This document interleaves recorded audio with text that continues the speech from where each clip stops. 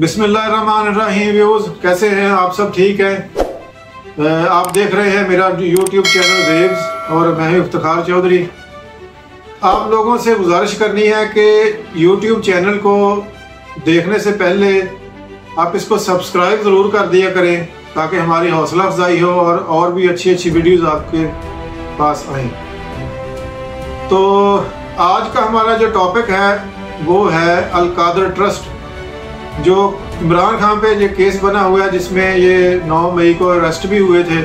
I think 8 मई था या 9 मई था। 9 मई को अरेस्ट हुए थे और वो 2 दिन के बाद इनकी बेल हो गई थी। तो ये एक केस क्या है, मैं इसके बारे में आज बताना है कि ये केस बेसिकली है क्या।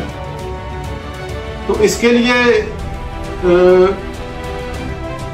लोग कहते हैं कि इसमें बहुत ज़्यादा करप्शन हुई है और डिफरेंट किस्म की करप्शन है। ये फैसला आप लोगों ने करना है कि इसमें करप्शन हुई है या नहीं हुई। मैंने सिर्फ आपको स्टोरी सुनानी है, डिसाइड आपने करना है। हुआ ये है कि अल-कादर ट्रस्ट, अल-कादर क्या है, ये बेसिकली एक यूनिवर्सिटी का नाम है जो इस्लामाबाद की बैक पे जो DHA वैली है उधर ये बनाया गया है। ये एक ट्रस्ट है। तो इसकी जो ज़मीनें हैं वो मलिक रियाज ने दी थी और ऑलमोस्ट सारा कुछ ही उसी ने किया, कंस्ट्रक्ट भी उसी ने किया। ये बेसिकली इसकी स्टोरी क्या है? स्टोरी ये है कि आपको पता है कि शहजाद अकबर साहब होते थे।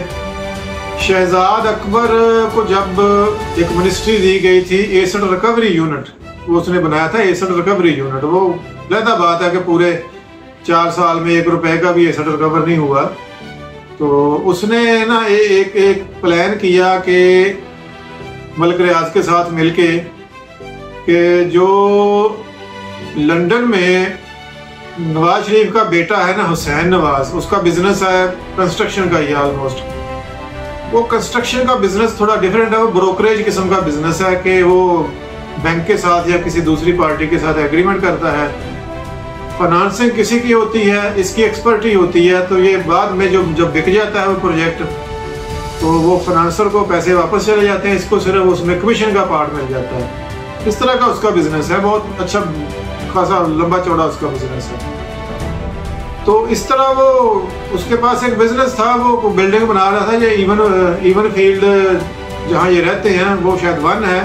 तो उसके साथ ही एक और था, वो थोड़ा सा हटके इवन फील्ड 2, वहाँ इसका प्रोजेक्ट चल रहा था। तो इनको जब भनक पड़ी कि वहाँ ऐसा हो रहा है तो उन्होंने उसको पकड़ने के लिए कि ताकि हम साबित कर सकें कि ये पैसा पाकिस्तान से जा रहा है और उधर ये बिजनेस करते हैं, तो इस तरह का कुछ ट्रैप करके ताकि वो लोकल जो अथॉरिटीज़ होती हैं जैसे NCA है UK के, आपको पता ना, जो जैसे हमारी FIA होती है वहाँ NCA है। तो NCA को यूज़ करके इनको मतलब इसकी मनी ट्रेल और इस तरह की चीज़ें तलब की जा सके। तो ये इनका प्लान था। उसके बाद जब उसने प्रोजेक्ट शुरू कर लिया तो इन्होंने मलिक रियाज के थ्रू उसको नेगोशिएट कराया। यानी डेफिनेटली जब उसने प्रोजेक्ट बना रहा था, उसने बेचना भी था, तो ये एज ए बायर उसके पास गए।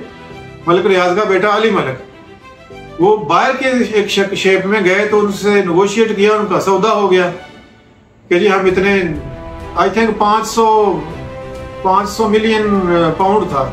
हाँ, 500 मिलियन पाउंड। तो 500 मिलियन पाउंड पे उनका उस बिल्डिंग का सौदा हो गया कि जब 4 माह के या 5 माह के बाद बनेगी ये उनको ट्रांसफर कर दी जाएगी। इनका बिल्कुल एग्रीमेंट हो गया। मीनवाइल इन्होंने क्या किया कि अब डेफिनेटली जब एग्रीमेंट था तो वो पे तो करना ही था ना उसको। तो इन्होंने जो पैसे थे ना, पाकिस्तान से दुबई गए। दुबई में भी मलिक रियाज का कोई बिजनेस नहीं है, वहाँ बैंक में रखे 2-4 दिन या 10-20 दिन जितने भी जो रिक्वायर्ड थे। उसके बाद वही पैसा UK में ट्रांसफर कर दिया और UK में भी इनका कोई बिजनेस नहीं था। इसके बाद जब इनकी नेगोशिएशन हो गई, डील फाइनल हो गई, पेपर साइन कर दिए, इन्होंने क्या किया कि उसको पे कर दिया। जो 500 मिलियन पाउंड था वो हुसैन नवाज को पे कर दिया और साथ ही एक एप्लीकेशन NCA में दे दी, किसी थर्ड बंदे के थ्रू, खुद तो नहीं दी, कि जी आपको पहले भी एक दफ़ा इन्होंने ना असल में कुछ 2 साल या 1.5 साल पहले भी एक एप्लीकेशन NCA में दी थी कि जब नवाज शरीफ डिस्क्वालीफाई हुआ था और इस पे जो केस वेस की सजा हुई थी, इवन फील्ड जो कामे पे निकाला था, तो जो कोर्ट का, सुप्रीम कोर्ट का डिसीजन था ना, वो इन्होंने पहले भी यहाँ जब सबमिट करवाया था कि ये देखें हमारा एक इधर प्रॉपर्टी है इवनफील्ड, और इस तरह इसका यह पाकिस्तान में डिसीजन आ चुका है, लिहाजा ये प्रॉपर्टी सेल आउट करके पाकिस्तान को पैसे वापस किए जाए। तो वो उन्होंने केस देखा, उसमें जान नहीं थी, उन्होंने 2-4 दिन में ही इनको केस वापस कर दिया कि यार हमें भी पता है तुम्हारी कोर्टों में क्या डिसीजन होते हैं, तो इसकी बहरहाल कोई कंक्लूसिव एविडेंस है तो लाओ।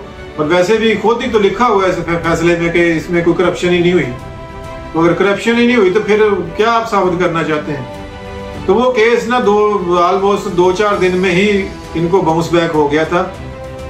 ये समझ रहे थे कि ये बहुत मतलब सॉलिड किस्म का केस है। तो इसी तरह इन्होंने जब वो पे आउट कर दिया, साथ एप्लीकेशन दे दी किसी थर्ड बंदे के थ्रू, और वो एनसीए के पास एप्लीकेशन गई, उसने हुसैन नवाज को बुला लिया कि हाँ जी आपने ये 500 मिलियन का एक बनाया और बना के बेचा है, तो लाएं जरा मनी ट्रेल लाएं कि ये पैसे आपके पास कहाँ से आए।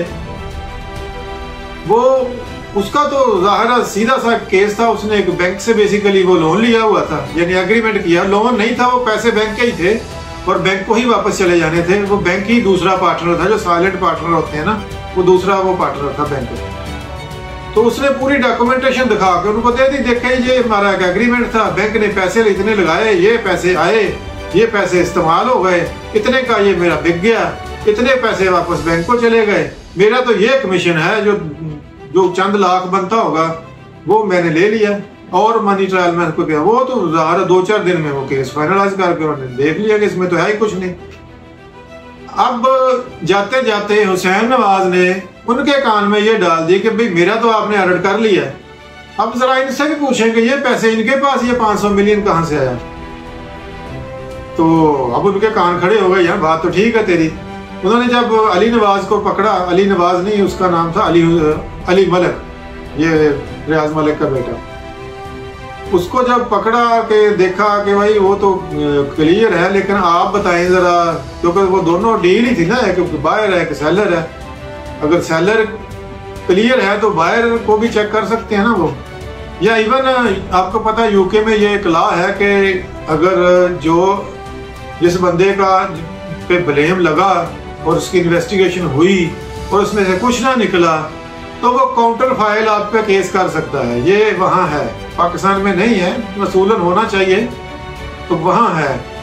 तो उसने जब अली मलिक की वेरिफिकेशन की, जी आप ये बताएं जरा आपके पास पैसा कहाँ से, वो जी हमारा ये बिजनेस है। ये किधर बिजनेस है? दुबई में। अच्छा, उन्होंने कहा ठीक है।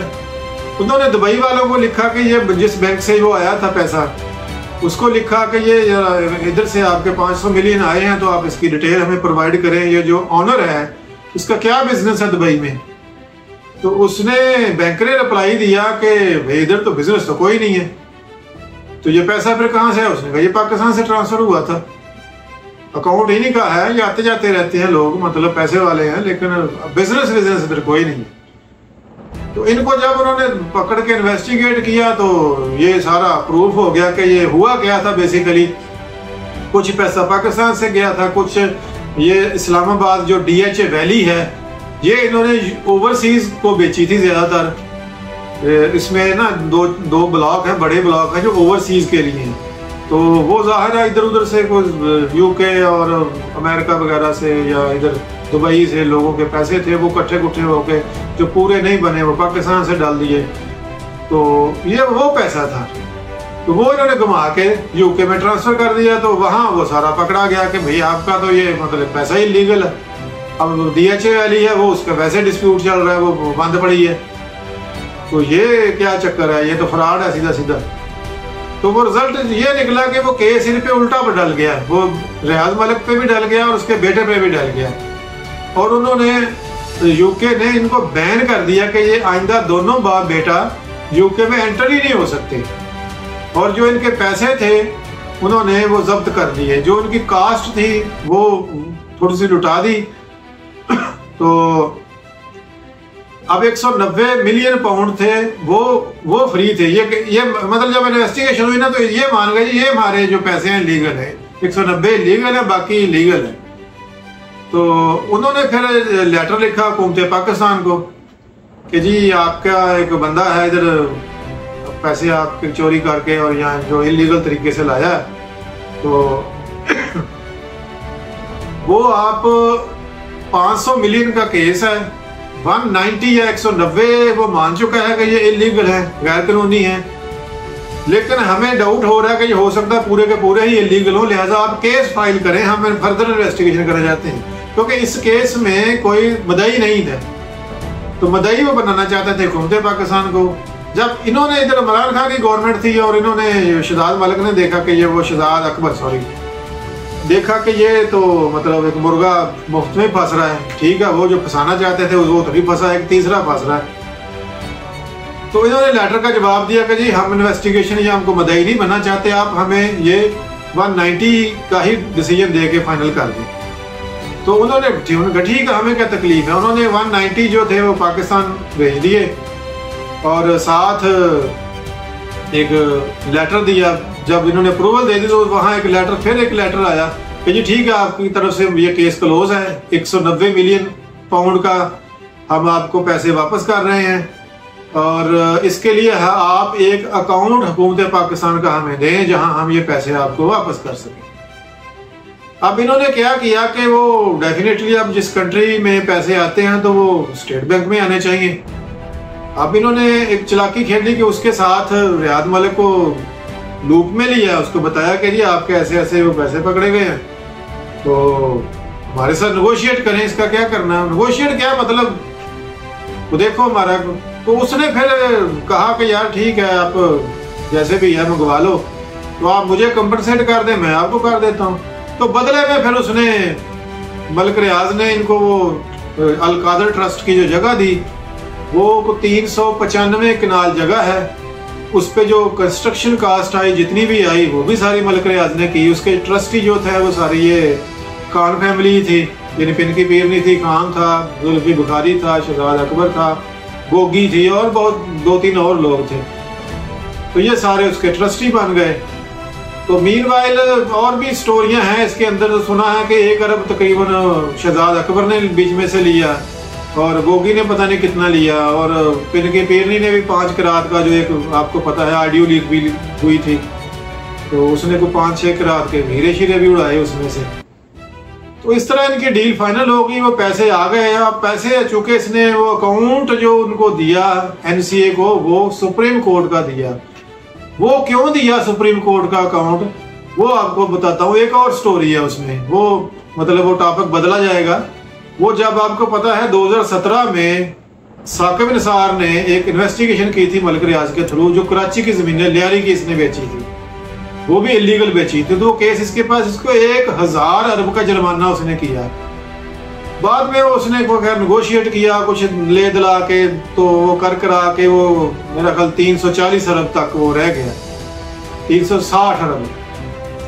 तो 360 अरब का ये एग्रीमेंट, ये डिसीजन क्या आया था कि आप एक अकाउंट सुप्रीम कोर्ट में खुलेगा, आप हर 3 माह के बाद कोई 20 अरब रुपया इस अकाउंट में जमा कराएंगे एज ए पेनल्टी। इस तरह करते करते आप ये 360 अरब रुपीस जो है पूरे करेंगे, ये बेसिकली पेनल्टी थी। तो इसलिए वो अकाउंट खुलाया गया था सुप्रीम कोर्ट में दूसरे पहले वाले केस में। तो इन्होंने चालाकी क्या की कि वो पैसे उस अकाउंट में ट्रांसफर करवा दिए, यानी जो लेटर एनसीए को भेजा उसमें वो अकाउंट शो कर दिया। उसके लिए जो अप्रूवल इसने कबीना से ली, तो वो भी एक लंबी स्टोरी है कि वो कैसे इसने ली। वो किसी को बताया ही नहीं कि इस लेटर के अंदर क्या है, कि बंद लिफाफा था, उसमें वो डाल डला के तो सारा ये कबीना से अप्रूवल भी ली। आपको पता है कि फर्स्ट डे जब इसने ये लेने की कोशिश की थी तो बहुत सारे जो मिनिस्टर थे, जैसे शीरी मजारी है, वो बोल पड़ी बीच में कि हम क्यों अप्रूवल दें जो हमें पता ही नहीं इसके अंदर है क्या। तो उस दिन फिर इसने नहीं ली। तो वो नेक्स्ट डे जब वो सारे, एक और मीटिंग थी, उसके बाद जब उठने लगे तो फिर बताया अच्छा यार ये जो कल वाला लेटर था ना, तो इसकी मैं अप्रूवल समझूं कि ये हो गई। अब लोग पहले ही उठ के जा रहे थे, तो वो कौन बैठ के दोबारा कहता जी हमें दोबारा दिखाएंगे इसमें है क्या। तो इस तरह ये बहरहाल इन्होंने अप्रूवल ले ली। तो अप्रूवल लेके वो ज़ाहिर है जो पैसे थे वो अब 190 मिलियन पाउंड उस वक्त 48 अरब बनते थे, यानी 48 अरब। आज के तो 60-70 अरब बनेंगे, क्योंकि डॉलर आपको पता 100 रुपया ऊपर चला गया। तो जो 60 अरब रुपया हुकूमत पाकिस्तान को आना था वो चला गया सुप्रीम कोर्ट के अकाउंट में। सुप्रीम कोर्ट का अकाउंट क्या था, वो एक बेसिकली पेनल्टी अकाउंट है, जो उसमें जो भी पैसा जाएगा उसका मतलब ये होता कि मलिक रियाज ने पेनल्टी अपनी पे कर दी, यानी मलिक रियाज के बिहाफ पे वो पैसा, उसकी जो लायबिलिटी थी, एक लॉन्ग टर्म लायबिलिटी, वो पे ऑफ हो गई। तो उसके अगेंस्ट उसने ये सारा सेटअप इनको बना के दिया था। तो बेसिकली ये है एक वो अल-कादर ट्रस्ट, वो उस पर बना हुआ है, जिसको कहते हैं कि वो इसमें कोई करप्शन नहीं हुई। और ये कोई 2-3 हफ्ते पहले ये नैब ने इन्वेस्टिगेट भी किया था, पिनकी पीरनी से भी, उसने कहा जी जो भी मलिक रियाज साहब ने हमें दिया वो इंटेंशनली, यानी बगैर किसी लालच के दिया। तो अब आप फैसला कर लें जी, मतलब कोई पाकिस्तान में कौन है जो ये अरबों की प्रॉपर्टियां और इस तरह की चीज़ें बगैर लालच के देता है। तो डेफिनेट इसमें कोई लालच था, और जब ये इसकी फर्दर इन्वेस्टिगेशन होगी ये खुल जाएगा। ये एक था छोटा सा आपको मैंने बताना। अब डिसीजन आपके पास है, आपने कमेंट्स में मुझे बताना कि इसमें करप्शन हुई है या नहीं हुई है। तो लेट्स सी जी आप क्या कमेंट्स देते हैं। I will wait. ओके, अल्लाह हाफिज़।